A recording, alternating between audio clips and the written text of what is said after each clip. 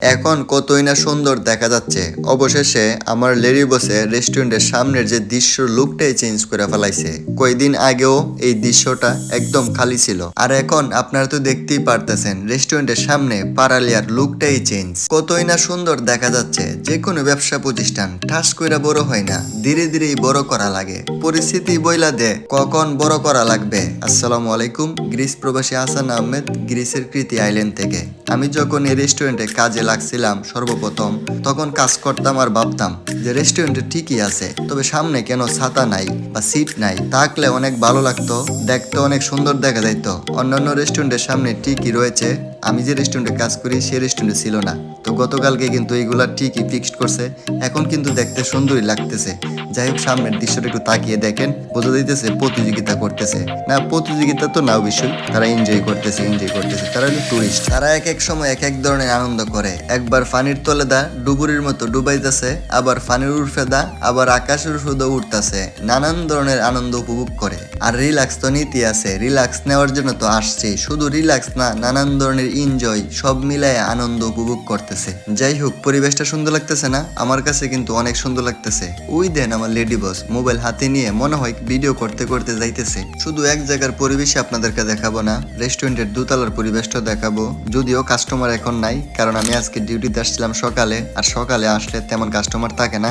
তারপরে অন্য সাইড থেকে ভিডিও হালকা নিলাম, তো দেখতেই পারতেছেন।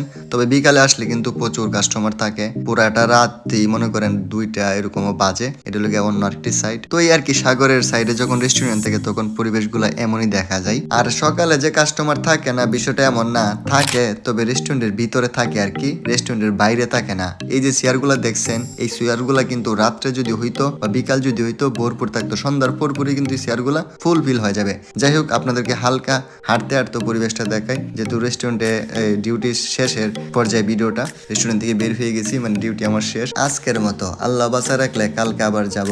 এর ভিতরে ছোটখাটো একটা অ্যাক্সিডেন্ট হয়ে গেছে। মানুষ মনে করে যে ভিডিও করি বিদায় সব কথাই নাকি ভিডিওতে বইলা দেই। আরে ভাই, সব কথা যদি ভিডিওতে বলি, এতদিন ধরে ভিডিও দেখতেছেন, এতদিনে পাগল হয়ে যাইতেন, এখনো তো পাগল হন নাই। যাই হোক, কথা কিন্তু এটা ছিল না, কথা ছিল আরেকটা। কথা হইলো গিয়া যে মূল কথা বলার, সেটাই বলা হয় নাই। সাগরের কিনারায় যে ছাতাগুলা দেখতেছেন, একটা ছাতার নিচে 2টি সিট থাকে। ছাতাকে বলা হয় গ্রিক ভাষায় অমব্রেলা, আর সিটগুলাকে বলা হয় সেপ্লোস্টা। তো ওই সিটগুলোর ভাড়া সারাদিনে কত হতে পারে? 15 ইউরো থেকে 25 ইউরো, শুধু সিটের ভাড়া, খাবার দাবার ছাড়াই, কোল্ড ড্রিঙ্কস ছাড়াই। আর কোল্ড ড্রিঙ্কস যদি হয় তাহলে 40-45 এরকম থাকতে পারে।